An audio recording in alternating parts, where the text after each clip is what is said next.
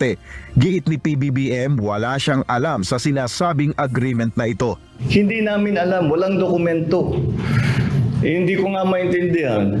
Very experienced lawyer si President Duterte. Ang abogado, lahat gusto nila nakasulat lahat yan. Bakit walang nakasulat na kahit isang papel? Bakit walang video? Bakit walang announcement? Nothing. Bakit hindi nila sinabi, kung gusto nila isikreto, bakit hindi nila sinabi sa amin nung kami pumasok? Na sabihin, meron kaming usapan, dapat sundan natin. Kaya ang panawagan ni PBBM, dapat liwanagin itong mabuti ng nakaraang administrasyon. Tanong natin sa kanila, kaya walang dokumento. O sige, ano ba talaga? Ikwento naman ninyo kung ano yung nangyari. What part did you play in all of this? We need to clarify the situation because